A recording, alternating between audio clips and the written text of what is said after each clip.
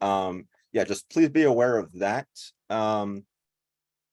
My name is Zane. I'm the undergraduate advisor for our department. Couple things about me is I was actually a alum of this program, of UCSD and this program. So if anyone has any questions about being a transfer student or just needs some guidance on the process, because I understand it can be overwhelming at times, I'm more than happy to work with you there. Ethel and Zerai, did you want to introduce yourselves? Go ahead, Sarai. Hi, I'm Sarai. I'm the student administrative assistant in the office. I'm a double major, so my majors are sociology and political science with a concentration on data analytics. Ethel? Sure. I'm Ethel Liu. I manage the student affairs area of the department. So I oversee both the undergrad and graduate programs. And I'm an alum of UCSD as well in the social sciences. And I'm happy to answer any questions you have about our undergraduate program. All right, thank you both for those introductions. Real quick, I know people are trickling in right now. As another quick disclaimer, meeting will be recorded, so just please be aware of that. And any questions you might have, please keep it to the chat, and we'll either answer it as they come in via the chat, or we'll have a Q&A session afterwards. So yeah, please keep those questions coming either through the chat, or we can have that afterwards. So yeah, we have quite a lot to discuss, everything from department fundamentals and integrating into the UCSD community. A question we asked via our RSVP form is, how do you plan to be a successful student through UC San Diego? I would have liked to put everyone's responses on this slide, but we only have one slide here. But here's some good responses to that. Using your past experiences from colleges and lessons from teachers and professors to expect to be busy as usual, but find time to explore and enhance capabilities at UCSD, engage in classes, participate in discussions, planning ample time to study between work and other commitments, understand what courses they will be taking throughout UCSD, utilizing all the resources our department has to offer, and plan to research any opportunities that will help the student's professional career in the future. We could definitely help you in those opportunities. We also have lots of students who want to build that professional development, which we can definitely show. Networking as much as possible in order to develop the necessary skills as a poli-sci major, in order to maintain consistency in all courses. Attending info sessions just like this one, and contact poli-sci counselors. Also be using office hours anytime, connecting with other poli-sci majors and staff while practicing effective study methods, involvement in clubs, internships, and finding community, which will help this person feel more at home and connected on campus. So quite a lot of excellent responses here. I would have liked to put them all here, but again, we only have one slide to place all that here. I definitely will be showing you how to do a lot of this. So I guess we'll start with subfields from within the department. We have everything from American politics, comparative politics, international relations, political theory, public law, public policy, data analytics, and race, ethnicity, and politics. So a quick run through of these subfields from within our department. American politics is just that, for national, state, and local politics in the United States, anything from Congress, elections, race, gender, and all the implications that come with that. Comparative politics and international relations is a common place of confusion among students. So comparative politics is more about how we compare, just doing that, comparing politics of the different governments and how different governments are set up. Whereas international relations is more about how those governments interact with one another, either through war or climate agreements, global economics, etc. So that's a common point of confusion among students. I just wanted to clarify that. Data analytics analyzes more of the quantitative aspect of political science. If you're more into the sciencey aspect of that, this might be something you're interested in, with hypothesis testing, computation, visual display of data, and applying the scientific method to social science problems. Political theory is more about the philosophical aspect of political science, how we came to our common schools of thought within politics, and how we came to our respective rationales. And another common point of confusion among students is public law and public policy. So public law is more about the legal aspect of politics, more the judicial side of things. This is a very popular concentration among law school prospective students. We have a lot of really good faculty who are really knowledgeable about this and have been through law school. So quite a lot here, whereas public policy is more about legislative, the analysis of policy, anywhere between environment, health, urban renewal, education, etc. That's sort of a key difference between these two. Public policy is more legislative, public law is more judicial. So I just wanted to emphasize that. And also race, ethnicity, and politics is more just that, looking at the sociological and demographic implications of politics. And of course, you can also be a generalized political science major, but any way you slice it, we have 9 majors within our department, and you would be taking 16 total political science courses. As many of you are transfer students, 4 lower division courses, 12 upper division courses. And as a transfer student, you might have a little bit less of the lower division side to focus on.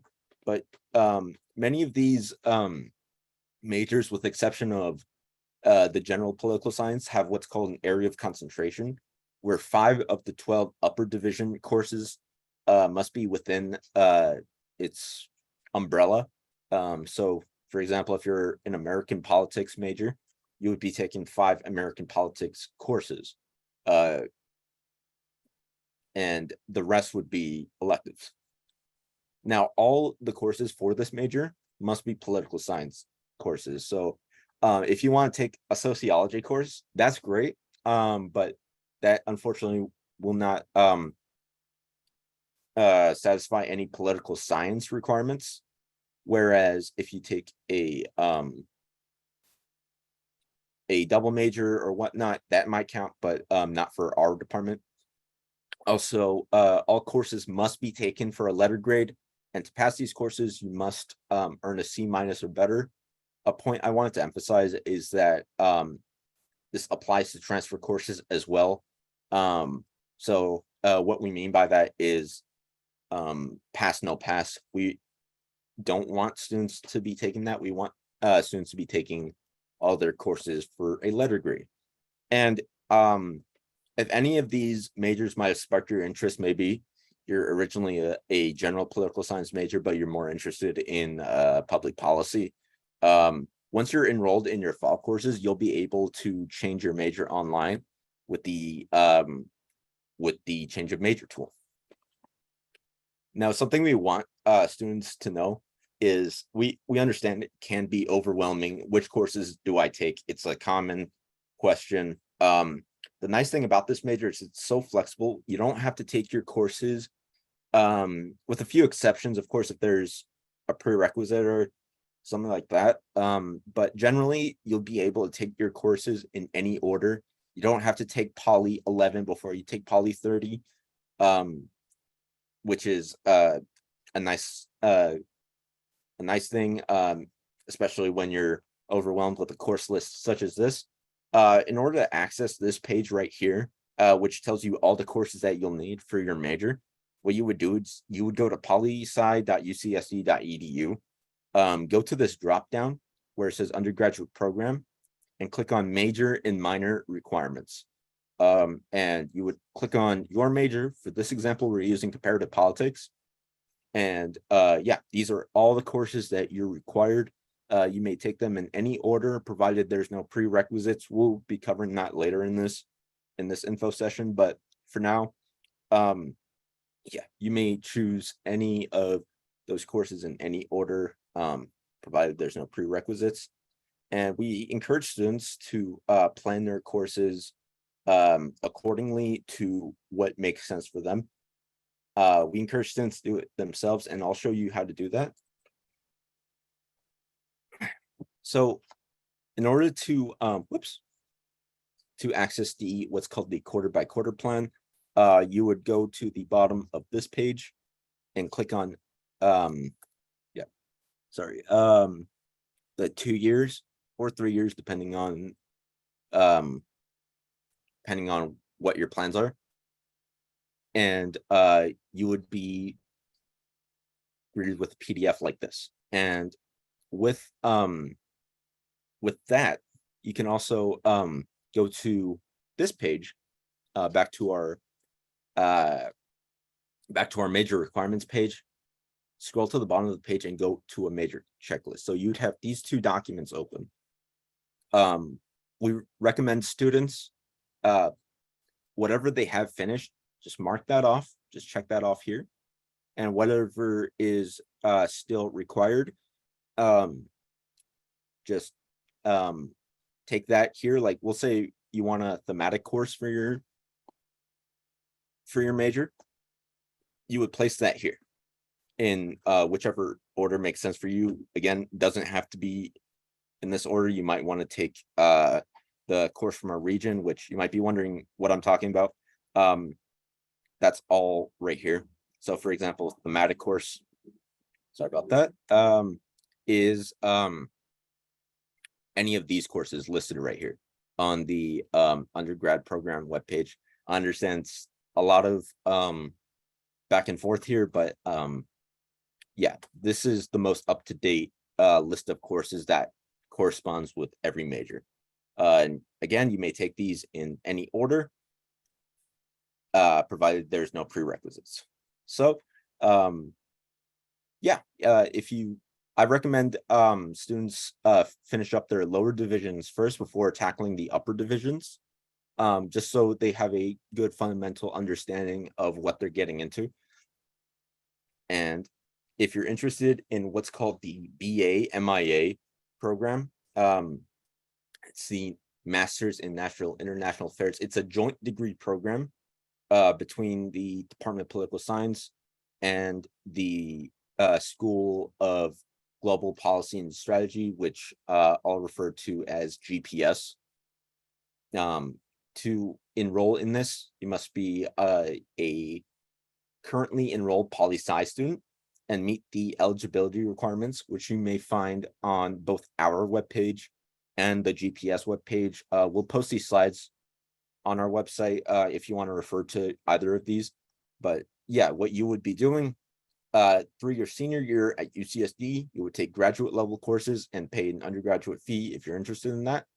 And the following year, you would be doing your graduate level courses, and you would earn a joint degree through a BA and MIA degree from UCSD. And again, if you're interested, please look at both our webpage and the GPS webpage for a full list of details of all requirements, and that should answer many questions you may have about this. Another thing, if you're a transfer student, you may be already familiar with assist.org, especially through your previous college or university. What you would do, if you're not familiar with this, enter the academic year that you're entering in, the institution you're coming from, and of course UC San Diego. You click on your major and whoops, and you would be greeted with this, which is a list of course equivalencies that have been agreed upon between different institutions that you might be coming from. So in this example, San Diego City College will just say, for the sake of examples, that you're an American politics major. These courses, if you've taken them, they've already counted towards Poly 10, 11, and 12. But you could see Poly 13 has no articulated courses because San Diego City College does not have a course equivalent to this. And Poly 30 must be taken at UCSD. So I recommend knocking these two out for this student. And then, like I said, start tackling those upper divisions. Any questions about that could be either through admissions, or you can ask through the VAC, because there's quite a lot of gray area here. But yes, only courses between the articulation agreement from the California community colleges, California state universities, and UCs will receive credits towards your major. And with that, Ethel, did you want to take over here? Sure. Actually, I just want to go back to the previous slide to clarify something. Sure. So for assist, the academic year actually refers to the year in which you took a class. So if you look at on the screenshot of the articulation agreement by major, you'll see two UCSD catalog year 22-23 from Mesa catalog year 22-23. So in this case, if you took a class at Mesa last year, let's say you took Poly 102 last year, you would put academic year 22-23 and look for it here. But if you took another class at Mesa 2 years ago, you would look up 21-22 and look for that class there. So the course articulations can be different. It doesn't change very much, but it does get reviewed every 3 years or so. And so depending again on when you took a course, especially if you're at a community college for a length of time and you took courses 6 years ago and then you took some classes last year, you do want to make sure you check the articulation agreement from the correct year. And all of this should post to your record here at UCSD. Admissions does, take care of that for us. So it's not the department that posts these transfer course credit. It's UCSD admissions. Next slide, please. And just to capitalize on that, admissions is experiencing a little bit of delays, so you might not see that on your record right now. But they're working as fast as they can. It's especially a busy time of year this time of year. But yeah, if you don't see it on your record, don't panic. They might just be a little bit behind on schedule.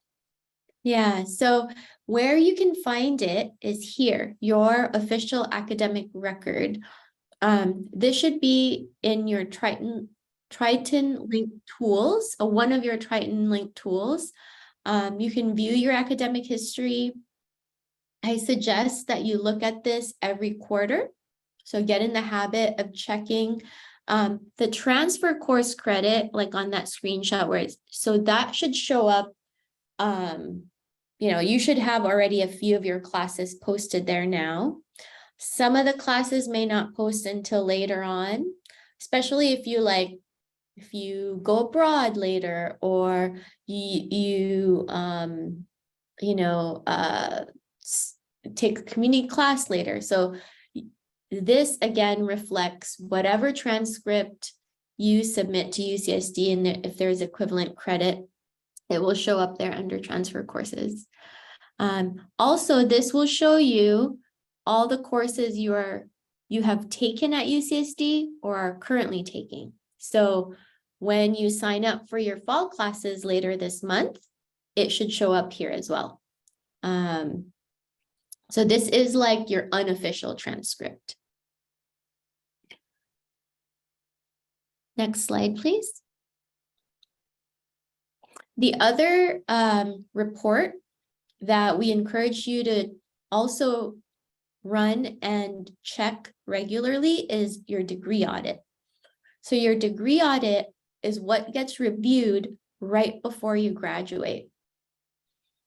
It will show you what classes count toward your major requirements and what classes count toward your college requirements or your university requirements. So in this instance, the student is a public law major. You'll see the different sections. There's a section in lower div requirements and the upper div requirements. As you complete the requirements, a green check mark will show up next to that requirement. If you are currently taking a class and it doesn't yet have a grade, if it's a class that's a work in progress, it will show up as blue. And if there's a requirement section in which you have not completed the requirements, it will show up as red, such as the upper division course requirements for this student, wherein they still need to take 4 more classes, 1 for their concentration and 3 for their general major electives. Next slide, please.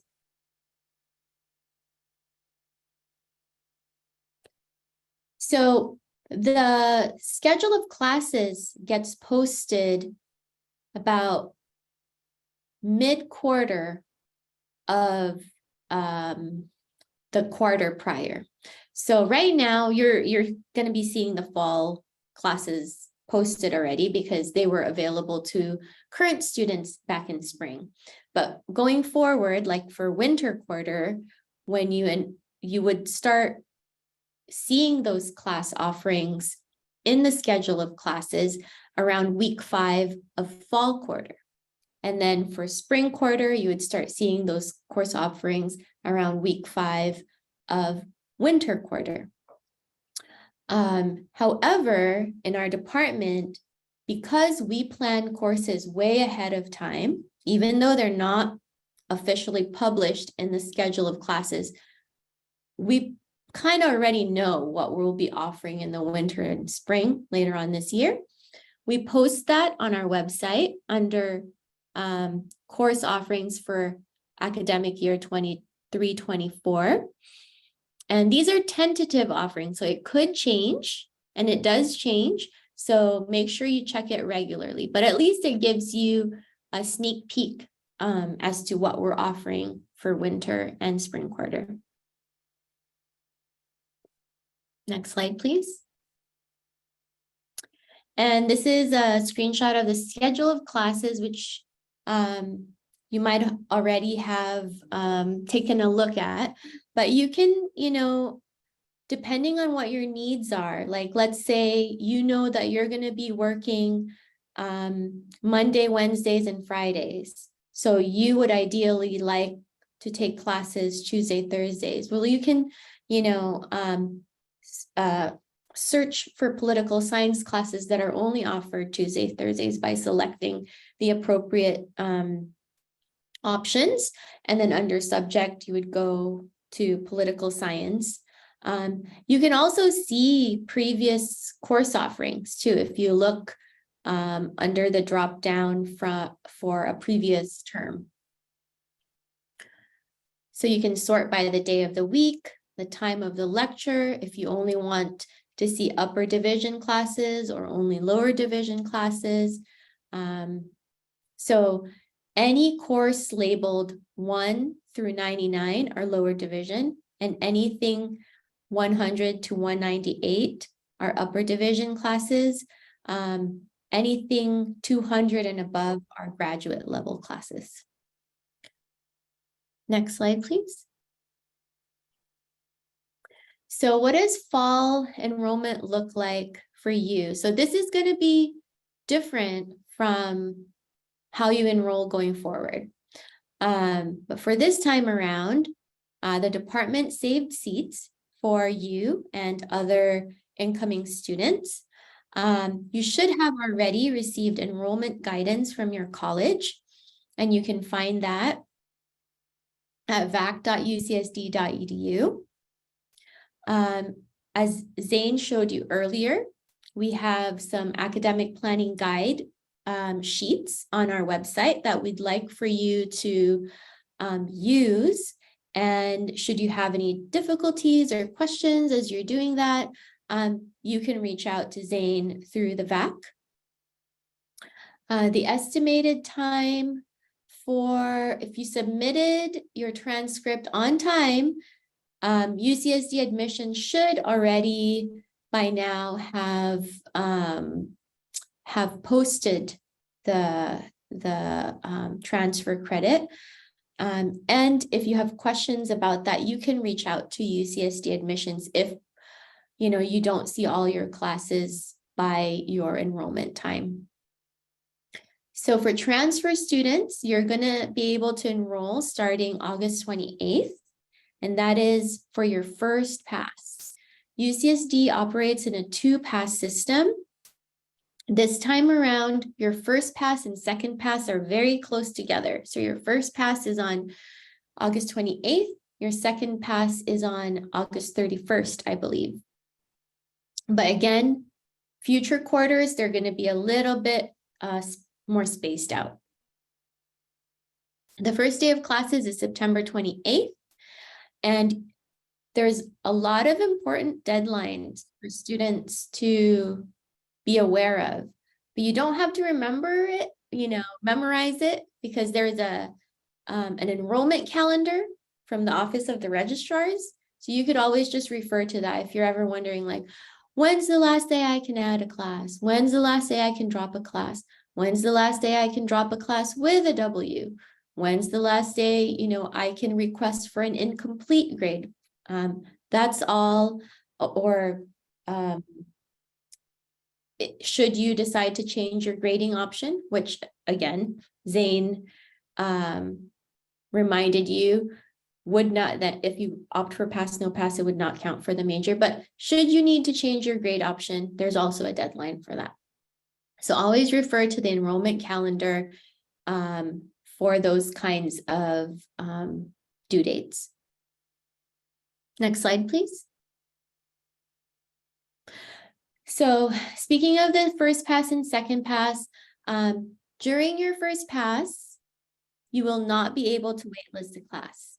So if a class that you want to enroll in is full, you won't be able to waitlist until second pass. So you'd have to wait until August 31st to waitlist the class. The waitlist is an automated process. So if you waitlist a class, you'll be added to a queue. And every night, the registrar's office runs this waitlist. And should a student who was enrolled drop the class, the first person on the waitlist automatically gets added overnight, and then you get notified. Departments, we cannot override the waitlist sequence. So just keep that in mind. Also, it can be tricky, if you're on the wait list and you're number 7 and, tomorrow is the first day of class, might be a good idea to figure out another course that you could take, because more than likely you probably won't get into that class. So you kind of have to hedge your bets on waitlisting. The department does not allow late adds.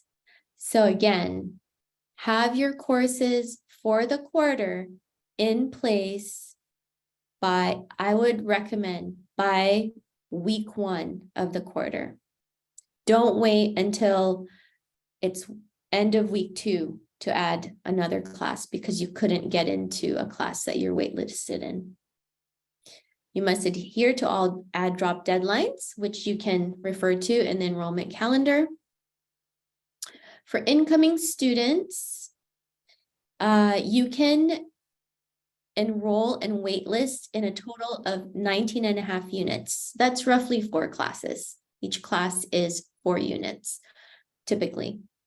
And then once the quarter starts, first day of instruction, you can add another class because you can enroll in up to 22 units.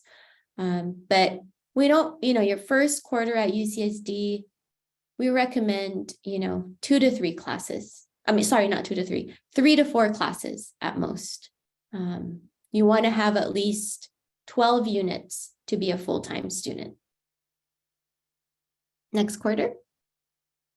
I mean, next slide, please.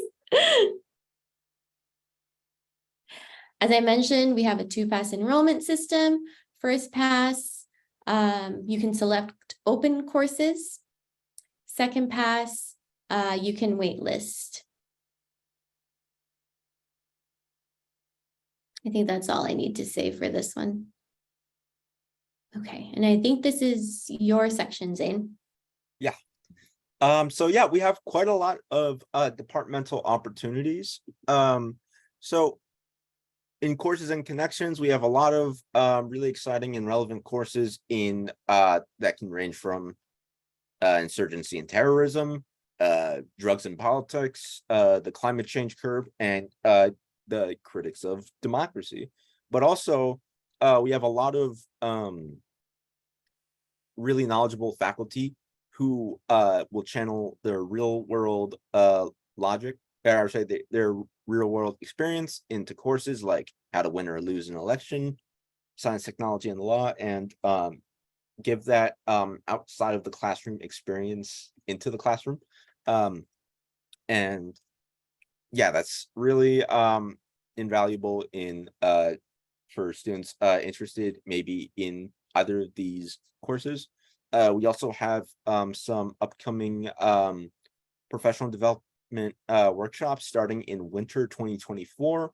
We'll be presenting workshops on resumes, networking, professional development, and career paths, but also internships, study abroad opportunities, scholarships, and graduate school opportunities, applications, deadlines, and anything beyond that. We'll be doing that. And we also have resuming in winter 2024, the alumni mentor program, which I think, especially as a transfer student, is really important to connect with alumni. We have two we have 2 tracks within this program. There's the career track and the exploratory track. The career track matches students with their 2 or 3 top fields, connecting with that mentor, giving them a conversation on careers, look through your resume, and possibly a mock interview. Whereas the exploratory track is more outside of that student's top 3 fields, which if a student may be exploring different possibilities within their political science interests, it might be a really good idea to connect with one of our alum and have that career conversation with them. Some good qualifications: 3.0 minimum GPA and earn at least 90 units.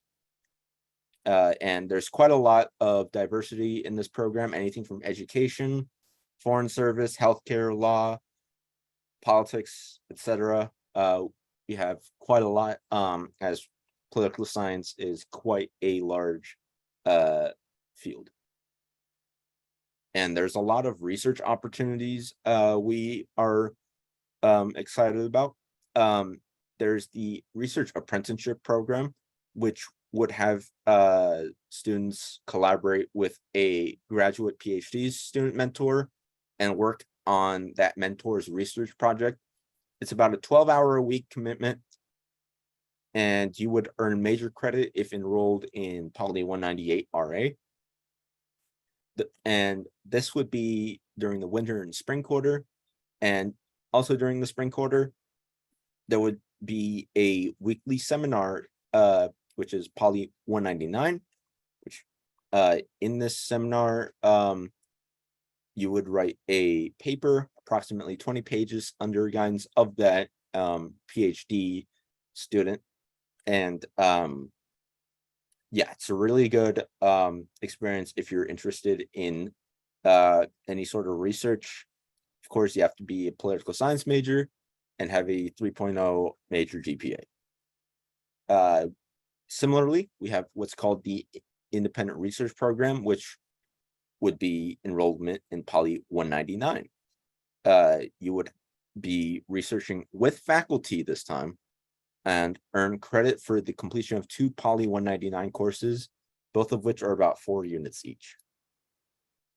And some of our renowned faculty, Tom Wong, has a lot of experience in immigration, citizenship, and migration in general. Really a lot of implications, especially in today's world.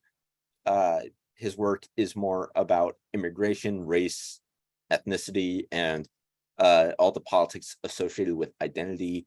He also served as an advisor on the White House Initiative on Asian Americans and Pacific Islanders.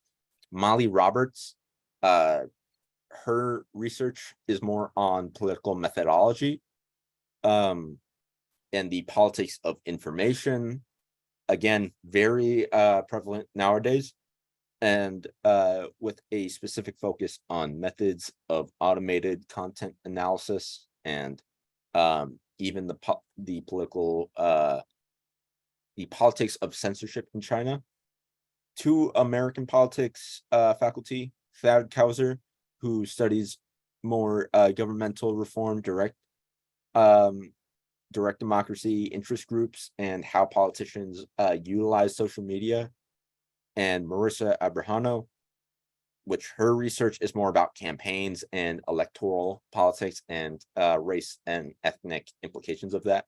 If you're interested in looking more into what our faculty are up to, I would recommend visiting our faculty directory, and yeah, maybe you'll find a faculty member that you'd like to conduct research with. We also have the Senior Honors Program, which is about a 2-corner thesis project for our highest achieving students. You'd be completing Poly 191A and 191B, and your honors thesis may qualify you for honors upon graduation, which is really good if you're pursuing graduate schools in political science. To be eligible, must be a senior with a minimum of a 3.6 major GPA, and complete all your lower division courses for your major, and a minimum of 5 upper division courses, which shouldn't be too hard if you're a senior, and must earn a C- or better in both of these courses.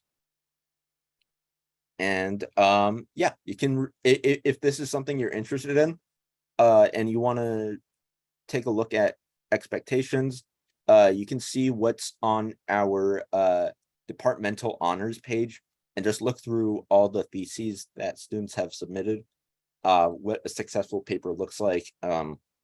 That's available for you to view at your leisure.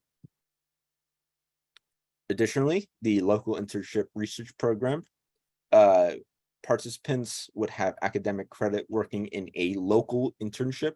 Those internships are relevant political science and give you a really good quality engagement in that profession. You would be enrolling in Poly 194 SD and Poly 19, which is a research seminar course, and the internship seminar course would be Poly 197 SD, which is also So both of these 4 units each. It's really exciting because 20, just like the previous programs, 20-page, you would be completing a 20-page paper of your for the research seminar. And while the research seminar is allowable for major requirements, the internship seminar is not allowable. However, it can still count towards your UCSD credits. So not through major, but through the actual university. And eligibility must have 90 units, minimum of 2.5 GPA overall, and 3.0 or higher within political science.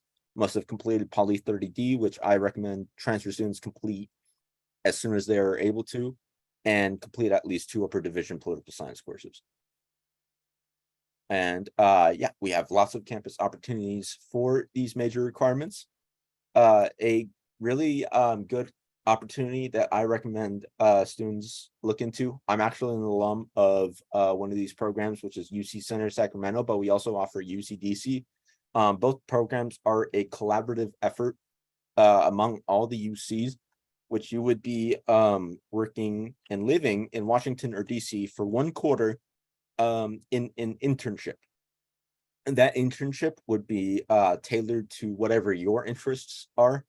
If you're interested in, for example, education, the Department of Education, community colleges, whatever it is you're interested in, you would be receiving UCSD credit for that internship, and you'd be taking a weekly research seminar, and there are optional electives that you may take. You would be gaining firsthand experience in that field. And at the end of the quarter, you would be conducting your own independent research, which you'll be presenting to professionals in the area. Again, a 20-page paper around that time, and you'd be presenting that to professionals in the area who really like to see what UC students are up to and what their where their interest lies. It's a really good networking opportunity to really develop yourself professionally, and it's a really good way to have yourself stand out in the job search. And again, internships are in all types, anything from DOJ, Chamber of Commerce, maybe local politics, or if you're in UCDC, maybe federally is more up to your speed. They really have a lot of connections. Similarly, we also have studying abroad in political science, where you would study almost anywhere in the world while taking political science courses while receiving credit for that major. A point I want to emphasize is that up to 6 courses, which would be upper division, may be transferred to the major from outside UCSD, which it would depend on the program type, but yeah, up to 6 courses you'd be taking.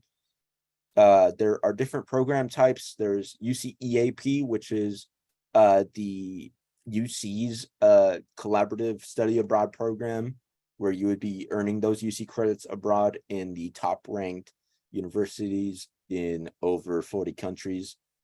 They have options of summer, quarterly, or yearly options, and your financial aid would actually be traveling with you, which is really nice, especially if you're going abroad. It can be pricey. We have UC OAP, which is more third-party offerings, giving you a little bit more flexibility. Those UC OAP programs would also have you earn transfer credits that may be used towards UCSD requirements. And again, they offer summer, quarterly, or yearly options, which is great for out-of-state or international students. And lastly, there is the Global Seminars, which is a UCSD faculty-led program during the summer. It's about, excuse me, about 5 weeks. You'd be taking 2 UCSD courses for about 8 units.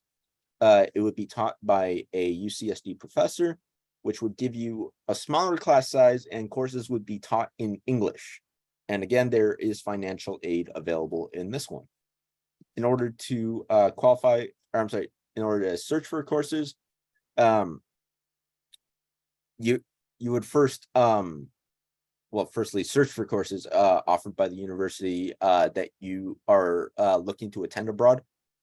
Discuss with your major advisor, which would be me, college advisors, and the study abroad office to see if those courses may be applied to your UCSD majors.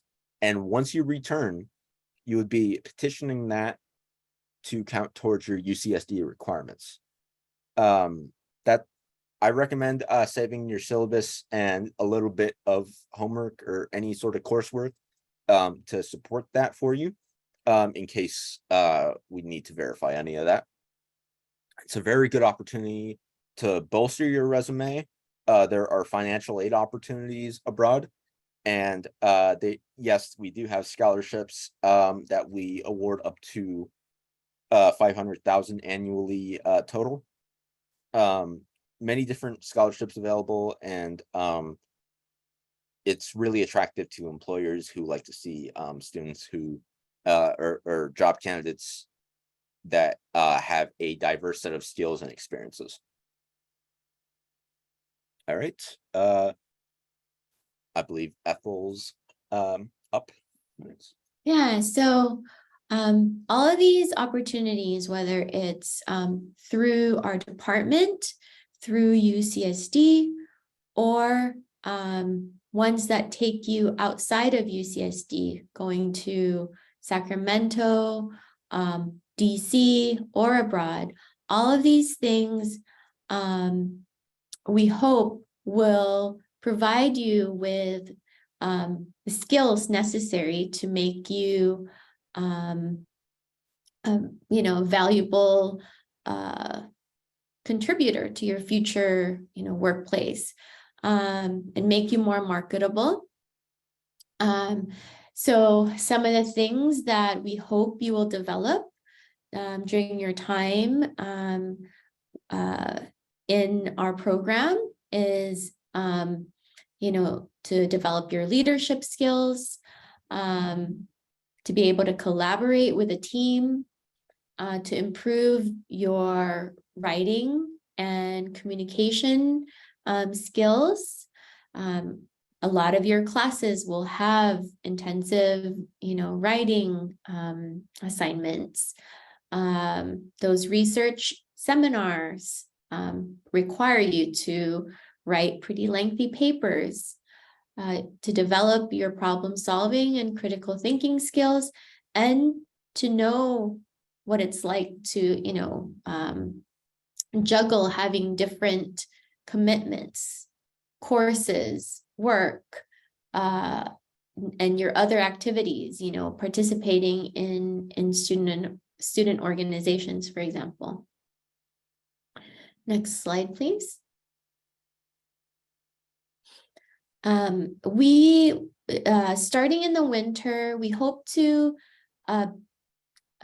offer at least one workshop a quarter that is centered on professional development. So in the past, these are some of the workshops that have been offered, and it's based on input from students who have said, what they would like to see or what they would like to have more information about. And for those of you who specifically are interested in attending law school after your bachelor's degree here, we also offer kind of specific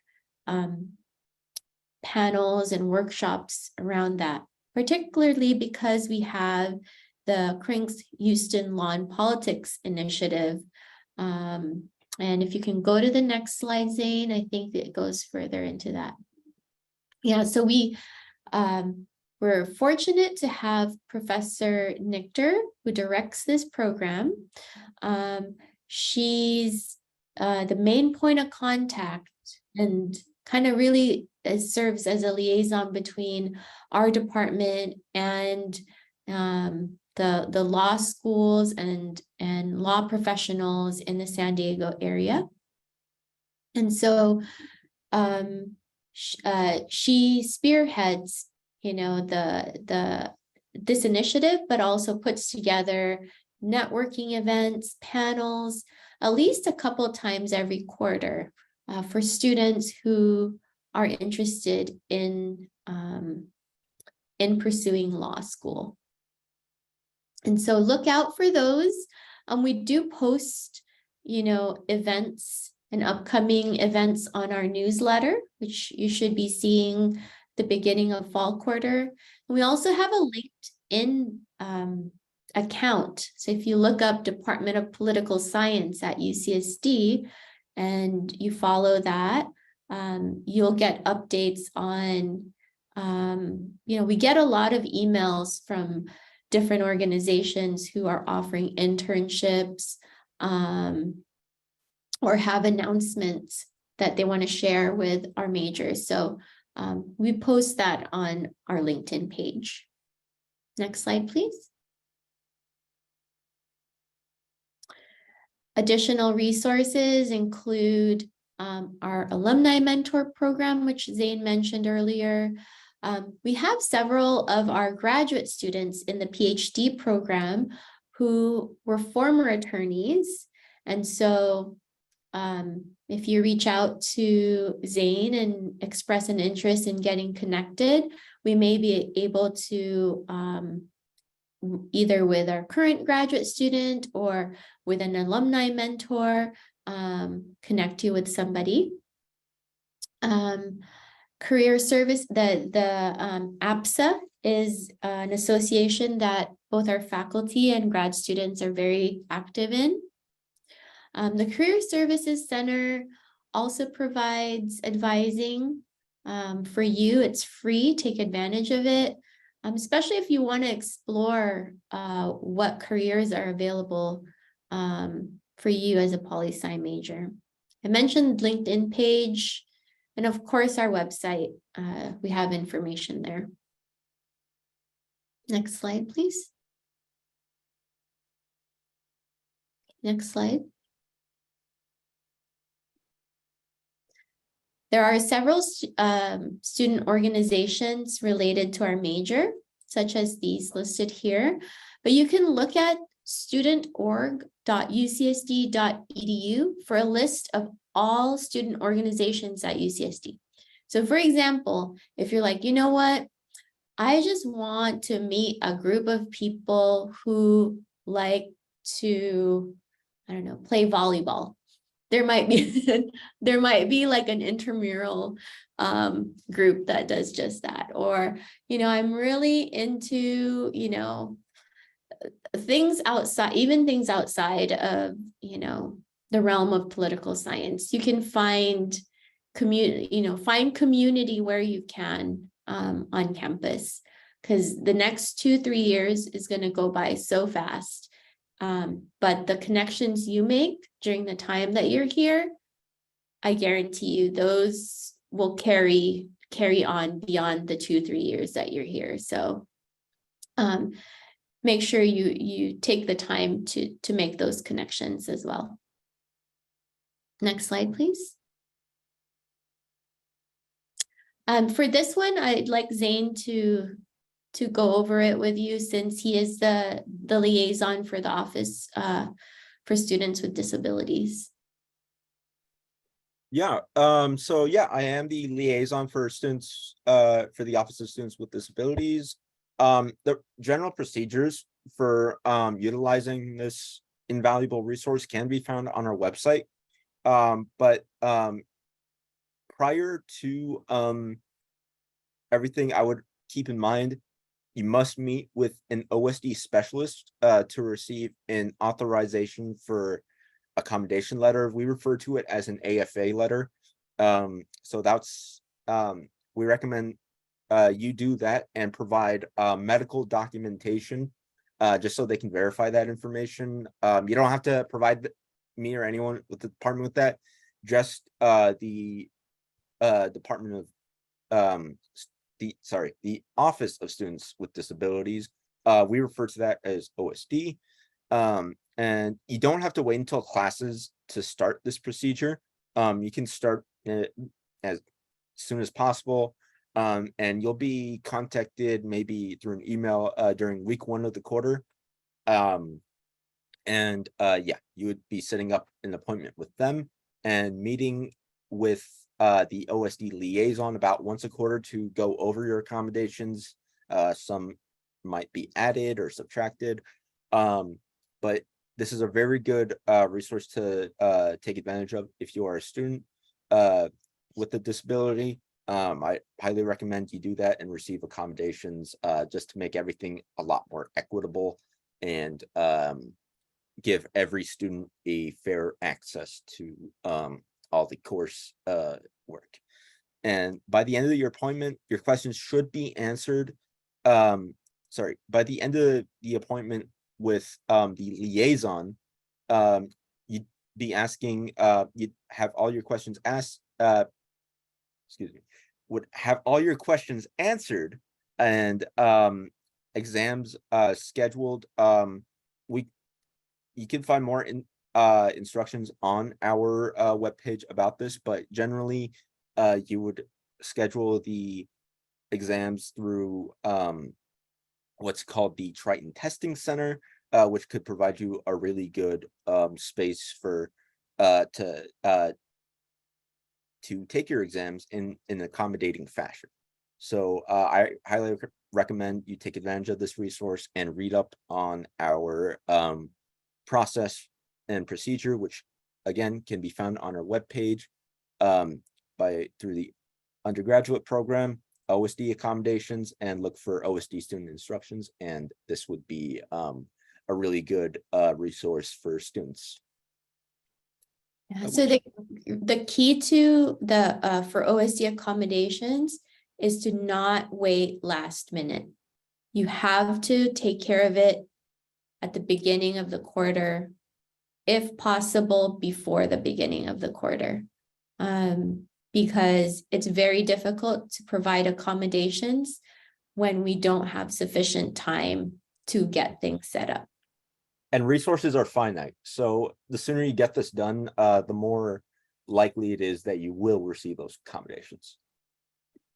All right, so transitioning to UCSD, especially in your first quarter, there's a lot to kind of take in. So don't feel like you need to check everything off, on this list, but we just want you to be aware of what's available because, should you need particular information or support, they are there. And if anything at all, you can reach out to Zane and myself, and we can point you to the right office on campus. So these are some of the places that are there to help support students: Student Success Coaching Program, the Writing Program, the Teaching and Learning Hub, OASIS, OSD, as we mentioned, CAPS, which is our free and confidential counseling and psychological services here on campus.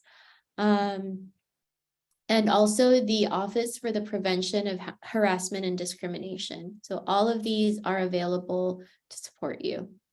Next slide, please. And in particular, for transfer students such as yourself, there is the Triton Transfer Hub. Many of you have probably heard of this. This space is located in Pepper Canyon Hall, which is kind of like the central part of campus. And in this slide, when this is posted as a PDF, you can click on the video link on the bottom there, bottom right-hand corner, to see exactly how you can get to this space. So you can reserve study space. So let's say you're a commuter and you have time between classes and you need a place to just sit and do your reading or start a draft of a paper, and you need a quiet space. You can reserve study space through the Transfer Hub. if for some reason you need to print something, can go there. Also, one thing we want to emphasize is, as I mentioned before, get connected. Peer coaches are there for their fellow transfer students. So if you want to know what it was like for them, their first year at UCSD, meet with a peer coach. As they say, whether you have a question big or small, or simply don't know where to start, they're there to help you. So go check them out, stop by. Next slide, please. This is kind of their step-by-step, this visual is a nice step-by-step of kind of what you can expect, and maybe perhaps how you might want to plan for your next for your very first quarter at UCSD. Next slide, please. All right, so just to wrap up our presentation, kind of an overview of what we discussed are the resources we have in the Political Science Department. We are your major advisors, and here at UCSD, it's a multi-tiered advising structure, such that you have us as your major advisors, you have the colleges who can provide you specific advice on university and college requirements. So know that we're available Monday through Friday. Your main way to contact us is through the Virtual Advising Center. And starting in the fall quarter, we will have walk-in advising available where Zane and I will be here in the office to answer questions. Usually those are for like quick questions, questions we can answer in like 10 to 15 minutes. If you have something that needs further discussion or a more complicated situation, we may recommend setting up an appointment, and then we can, have like a 30-minute session to discuss your situation. Next slide, please. So with that, we wish you the best of luck in your first quarter at UCSD, and we'll see you here in September. We will open it up for any remaining questions. So if you have any parting thoughts, Zane, or things you want to bring up? Yeah, sure. Yeah, please ask those questions through the chat, and we will go over them in the order that they are received. Scrolling up, I think the ones that have been asked during the presentation have all been answered. It looks like it. So yeah, please drop your questions in the chat, and we can answer them to the best of our ability.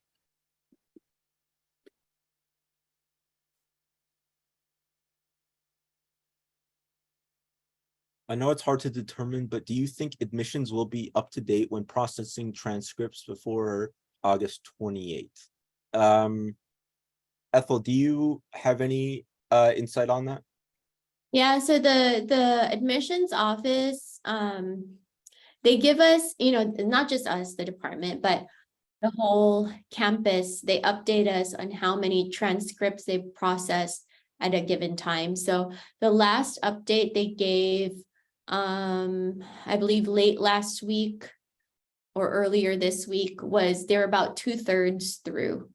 I think most of the ones they have left to do are for first year students. So I know for transfer students especially, they are prioritizing those. So do check your academic history periodically. Today's the 16th.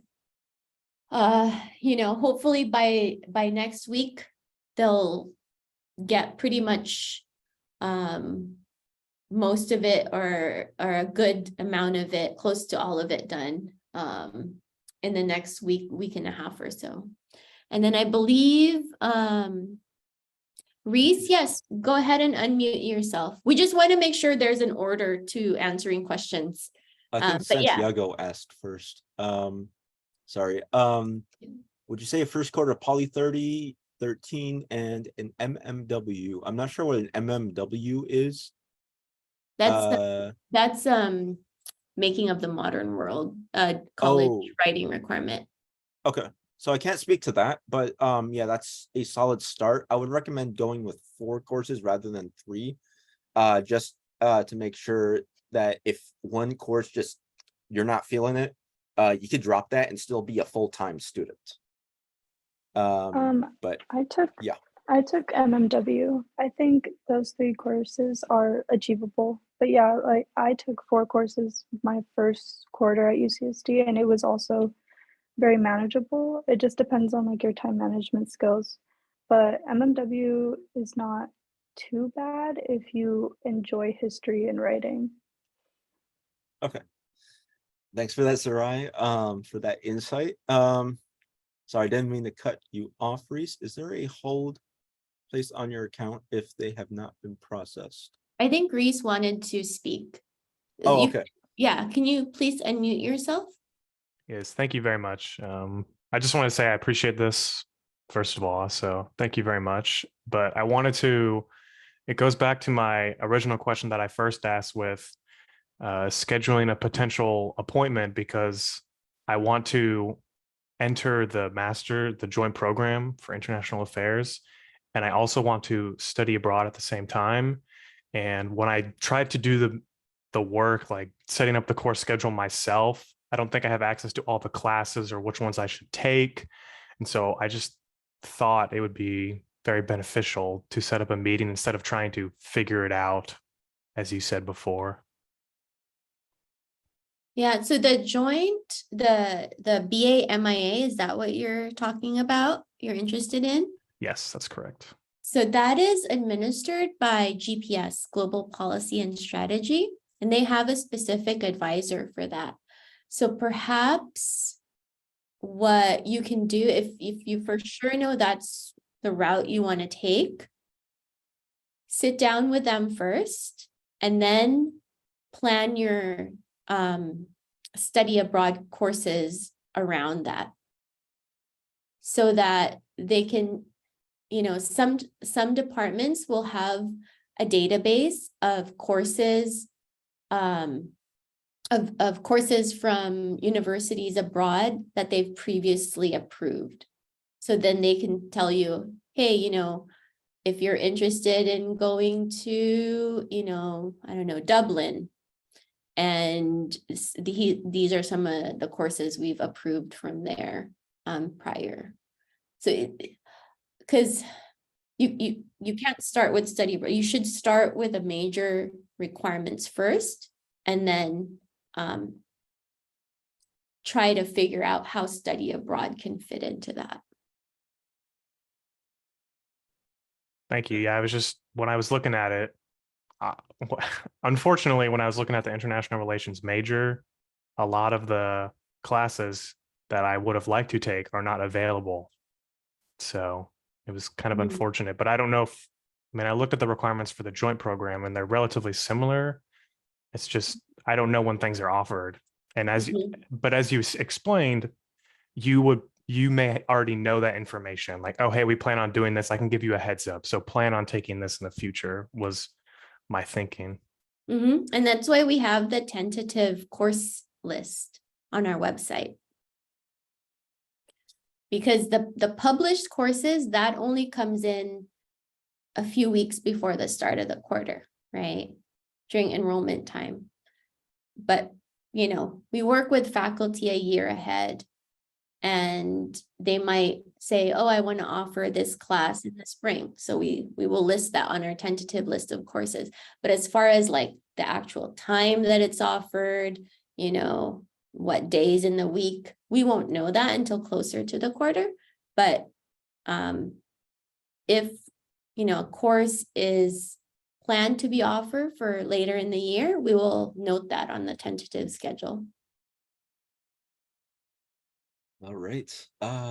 Nicole asks, how do we earn additional units towards classes that fulfill major requirements when studying abroad or doing an internship, aside from doing what is offered for doing so? If I'm understanding this question correctly, the process for earning those units after, what you would do is you would, after returning from studying abroad, you would submit a petition, and you might want to include your syllabus and maybe some supporting coursework so we can properly assess the courses that you took during your study abroad session and make an informed decision on the course equivalencies in doing so.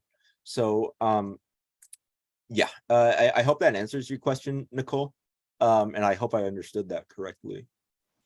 I was kind of listening into the last conversation you had, which kind of helped. It seems like if you look into studying abroad, they kind of tell you what classes you'll be taking while you're over there, and then you can do your best to discern how that will affect what's happening here. Yeah, Kind of. that's yeah, you're What correct about on that.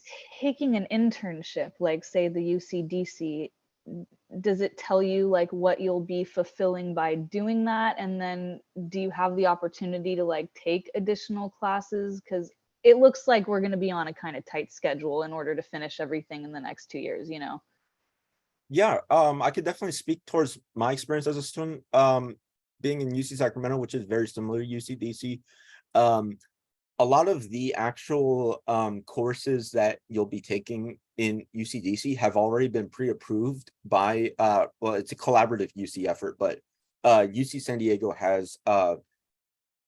does approve those courses preemptively to count towards your major. So they do count towards your actual major requirements in doing so. So yes, your internship and courses would count towards your major if you're in UCDC or UC Sacramento. Thank you.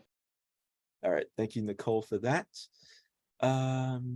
Priscilla asks, do you need to completely finish lower division classes before registering for upper division, or can they be taken at the same time? So that's a good question.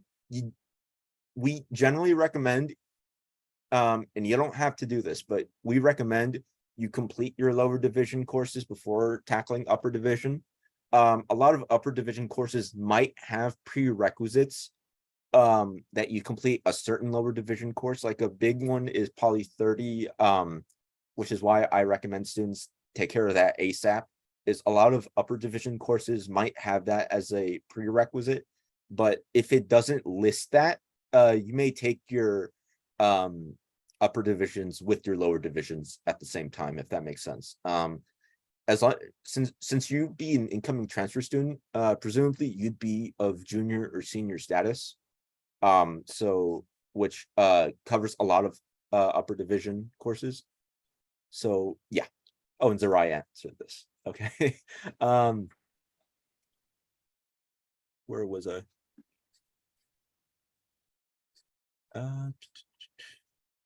Ed said, I'm interested in taking computational social science majors and other stuff that is paired with data analytics. Ed, I believe you wanted to speak as well. Did you want to expand on that? Yeah, okay, so there's two things I wanted to ask about, actually. So the first one is, and you might have said it for some reason, I didn't understand it, but I'm really interested in this global seminar that's happening over the summer next year, where you get to take 2 classes and then you get to take an internship abroad, study abroad internship. Like, how do you make that count? How can you make that count towards upper division requirement, or can you? Like, how do you make that kind of an internship do that? Because it's open-ended. They work with some company that helps you find a internship. Is it possible to do that? Maybe I missed that. It's not UCD or any of that, but sorry. I think That's you're my first referring to which slide was this on? Are you referring to the actual, where is it? He's talking about the study abroad slide. Yeah. Yeah. Oh, this one. Yeah. So the global seminar in next summer has a 6 college study abroad. And so I knock out 2 of my GE requirements for 6 college, but then you also have to do an internship for that global seminar study abroad. So how do can I make that internship count towards my upper division poli-sci requirements? That's a good question. Ethel, do you? Yeah, so I have think to- for that kind of situation, you need to petition it, right? Because it's After the like fact? any other, I'm sorry. After the fact?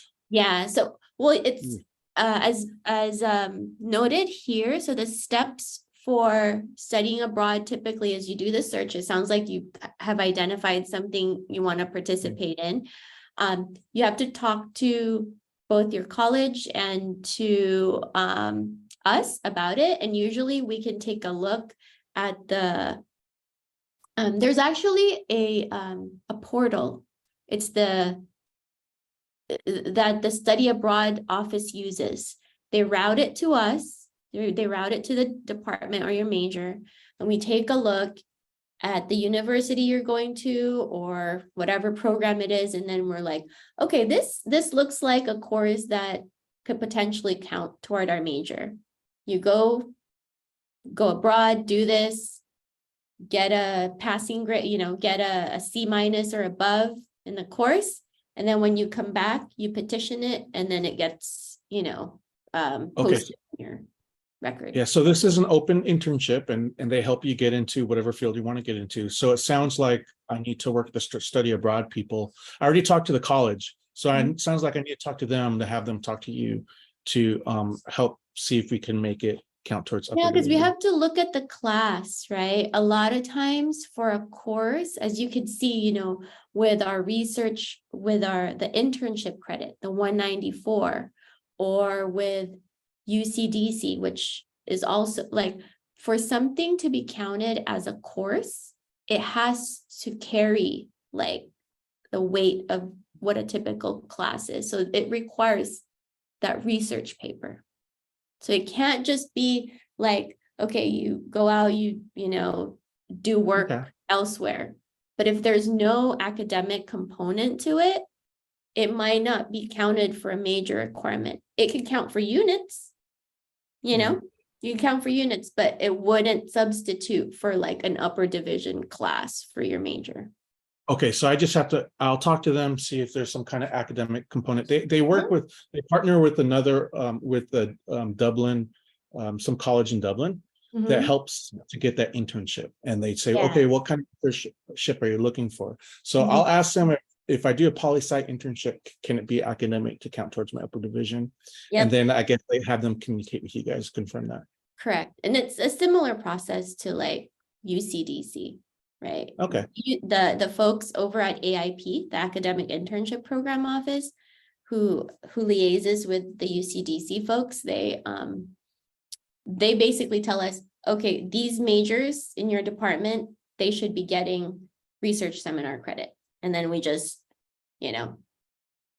All right, I'll start navigating that then. That makes sense. So then I'm sorry for asking 2 questions, but the other question was, so I heard someone else say 2 years, and that's what I keep thinking about. I got 2 years to do all this, right?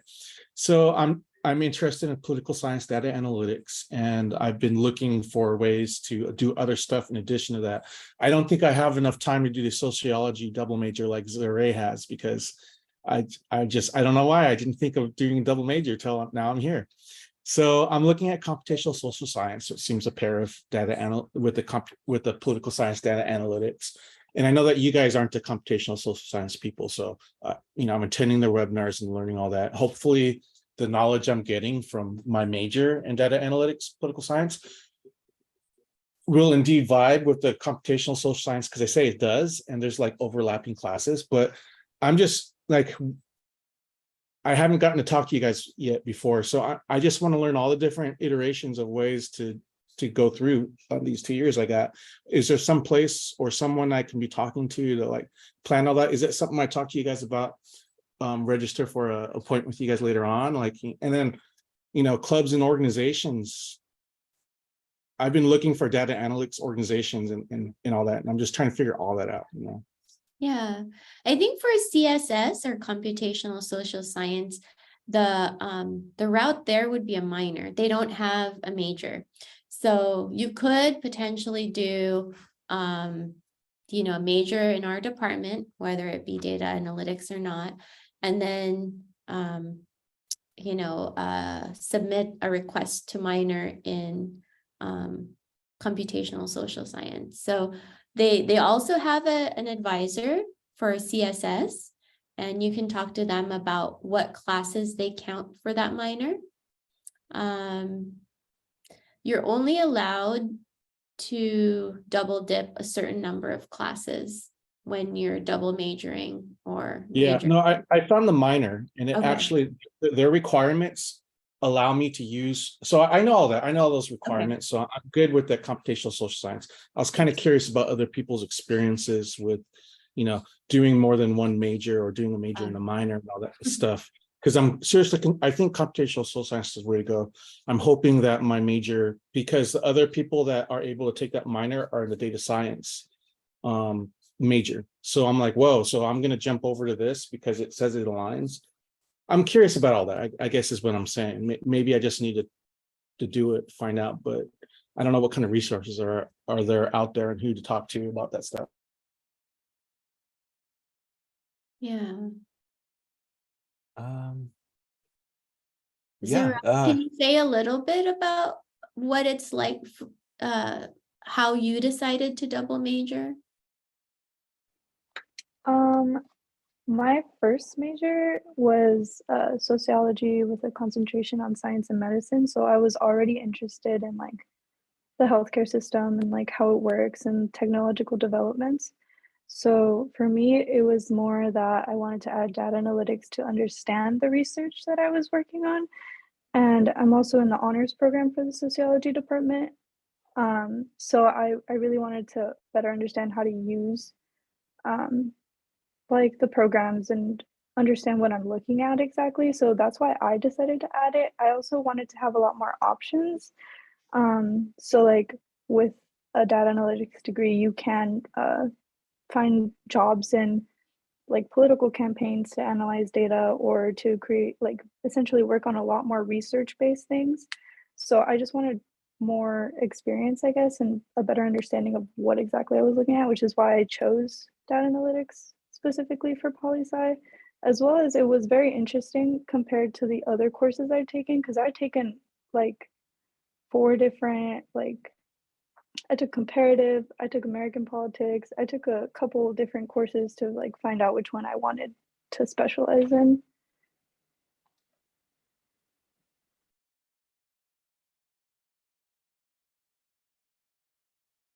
Yeah, okay.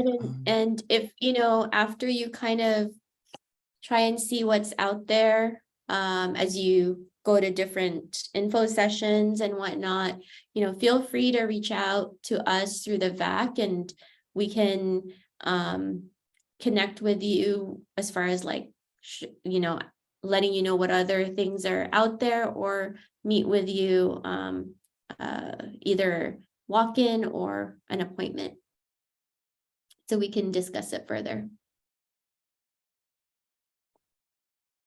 All right. One sec. So Nicole asks, can you speak on how many classes you can double dip for a double major and or minor? So for a double major, I believe it is 4 classes that you may double dip with. I was wanting to pull this up. This is the double major petition, which you don't have to worry too much about the details, but down here, yeah, you may have up to 4 Jane, courses. it's not showing at least Oh. I don't see it, the Whoops. page. Can you Yeah, see now? there you go. Mhm. Okay. Yeah, so you don't have to worry too much about the details here, but we're looking at upper division courses that may double dip. We're talking about, yeah, 4 of them. And as for minors, do you know that, Ethel? How Yeah, many can let double me dip? find it. It should be on our website too. Let's see. I want to say 2, but I could be That wrong. sounds about right.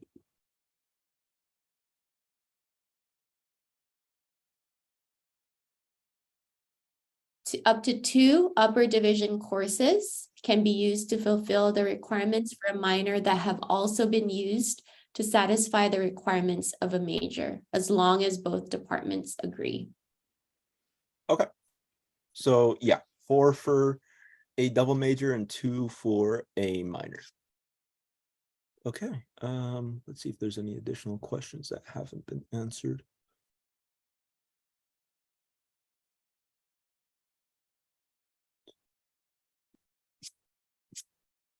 Okay, does anyone have any last second questions that they might want answered? You can ask to the chat. Reese, yeah, you can go ahead and unmute, Reese. So yeah, I know I just asked it, but if I want to set Sure. up an appointment, I just send a message to the VAC saying, hey, is it possible to meet about discussing this? Because I'll probably have more questions in the future, and that seems like the fastest way to get in contact with you. Yes, you can, if you have a quick question, you can ask it through the VAC, but if it's something more complex that needs to meet with an advisor, yeah, just direct it to poli-sci and we'll be happy to meet with you. We Okay. use the reason why we emphasize the VAC is because everything's on, it's on your record. And should there be any, if somebody else needs to meet with you later, we can refer to that record to see what's already been previously discussed. So it's all of the advisors on campus use that, so we can see what's been discussed, what's, yeah. And then I just had one quick final question, if Sure. that's okay. Yeah. So should I plan for not the joint program, but should I plan for my current major when seeing what courses I should take, just in case I don't get into it?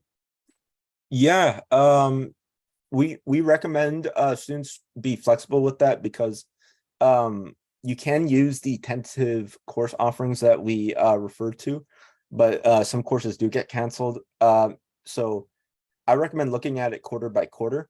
And as for your current major, yeah, you can actually go to plans.ucsd.edu.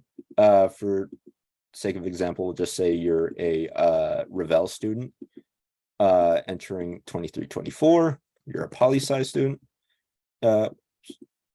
and we'll say you're American politics. This is just for sake of examples.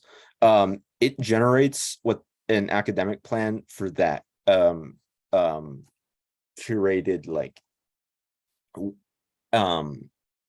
yeah, so that's what we recommend students as a starting place look into when looking at the quarter by quarter plan, something like this. Of course, This is for a first year entering student, though. This is not for a transfer student. Do they not have a transfer? They do. I'm pretty sure they Okay. have a transfer one, but the last time I checked that, they didn't have my major. Like, Oh, Yeah, they but- did, but it didn't have a plan, and so If you were to go to There's last been year's glitches. plan, oh, sorry. if you were to go to last year's plan, you would see the transfer, but for the new year, they didn't upload the transfer plan for this year. So last year, if you go to it, you'll see the transfer plan, but this year they just didn't put it in there. Yeah, there have been glitches. We've submitted the information, but It can either be a college or Yeah. So if you just wanted to look at your major requirements, I would just select a different college maybe and see if they have that plan uploaded. Zane, because those have the other colleges GEs on there. Yeah. I think it's better if you actually just use our website. Yeah, that could also be good. So as to point not see. confuse them. Yeah, that makes sense. Yeah, so if you go into majors and minors, we have a list of course requirements right here. Yeah. And this is the most up to date. And again, non-subsequent, so you can take it in any order that you want, provided that there is no prereqs. If you want to check the course catalog, actually,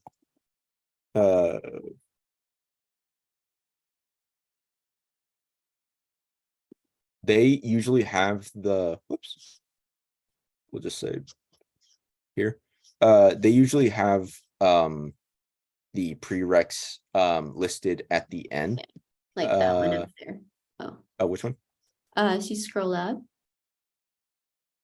Oh, here it is. Yeah. Yeah. Mhm. So 113 CR recommends you take, or it requires you take 113B or 113 BR prior. So I would look at here, the what's the course catalog to verify if there is any prereqs, but generally outside of that, you can take it in any order that makes sense for you.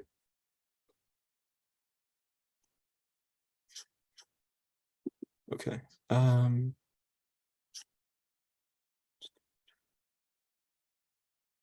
right. Last call for questions before we wrap this up. Does anyone have any last second questions? Otherwise, if anything comes up, you can ask it through the VAC and we'll get back to you as soon as we can. And it doesn't look like oh, Reese, yes. Sorry, I think I think you briefly mentioned my question earlier, but it also, if your transcripts are not processed by the time that August 28th comes around, do you get a hold placed? Because unfortunately, I don't think the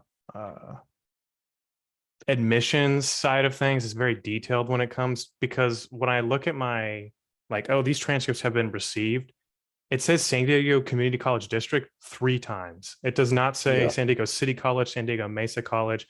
Like, is that also my GETSI? And I also sent a transcript from Southwestern Community College, like the 1st of May, and that has still not been processed. So I'm very concerned. I know there's been backups, but I just feel like 3-4 months is a significant period of time for one transcript. Yeah, It's only one course too. It's not even like 12 course, it's one course. So yeah, we definitely understand that concern. That it can be, unfortunately, it's out of our hands. How admissions is handling those transcripts. To answer your question, there is no particular hold that it places on your account. If the time of admission comes, I'm sorry, enrollment comes, and it's not still updated, I would recommend using assist.org to look at the course equivalencies, just to have a general idea. Again, it's unfortunate that there is a delay, but you can still plan around that, provided you look at assist.org's course equivalencies, just to knock out just to have that idea. I would recommend looking at the course equivalencies and then going through the actual major checklist and knocking out the ones, just checking off the ones that you've already completed through assist.org. So Yeah, yeah, if I can add, you shouldn't have, like, if you're coming in with junior standing because of the credits that have posted, you shouldn't have any problems picking an upper division class from our upper division courses.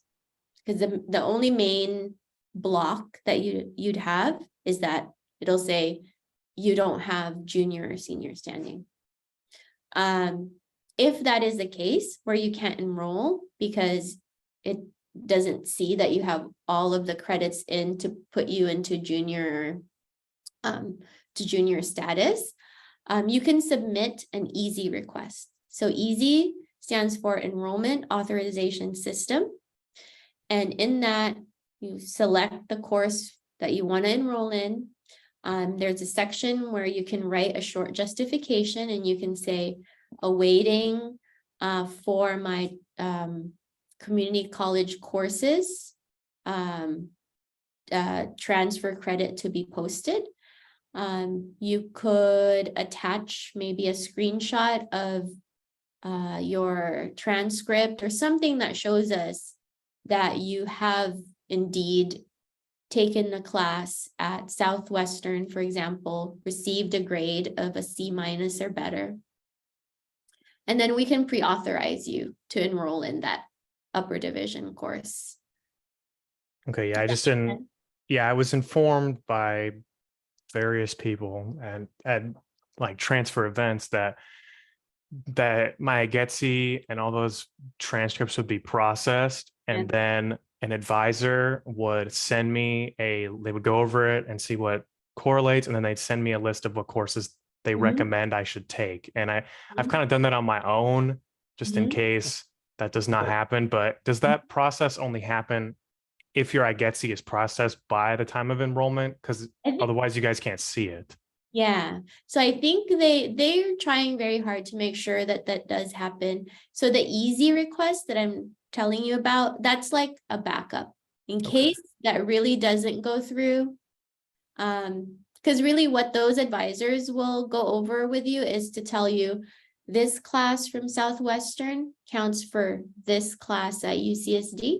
And if it's for poli-sci, okay, you've knocked out poly 11 or you've knocked out poly 13, you know. And so if you're already doing that through Assist, as Zane was saying, then you know, you can show us, the department, proof that you've taken that class, and we will also double check Assist, you know, then we can pre-authorize you to enroll in the course. But again, that's like plan B. That's if you know, you don't get to have that opportunity to have all of your courses posted by the time you enroll. Would you advise I contact you about that if that's not done by like the 25th of August, or what time would you recommend? Yeah, I would say give them until like August 25th, because your enrollment is on the 28th, right? Yeah, so by like that Friday morning or something. And we also regularly check, Zane's on top of checking the back messages. And then between Zane and I, we also look at all the easy requests. So he and I are always in communication about what messages we receive. All right, thank you very much. Yep, thank you for the question. Ed, I think your hand was raised. Well, I think that I'll just wait. I have lots of questions, but the truth is, I think I just need, because I've got my work plan, I got my study plan for the next 2 years, and I've been plugging in my minors and all that. And I was going to ask questions about the frequency of classes, what the cycle is for them, but I think I don't need. I think that will just play itself out. You guys have a really good website where you put the forthcoming tentative schedule, so I'll just chill for now. Okay. I'm excited. I'm excited to start. So there you go. Oh, good. That's good. Yeah. Feel free to look at that regularly. Usually updates in the middle of the quarter. And if you have any questions, feel free to ask them through the VEC. All right. Last call for questions. Otherwise, thank you guys for attending this session. I'll have this uploaded and the slides posted on our webpage. And if any other questions come up, you're more than welcome to ask them through the VAC, and I'll get to them as soon as I can. So thank you guys for attending this session and for the questions.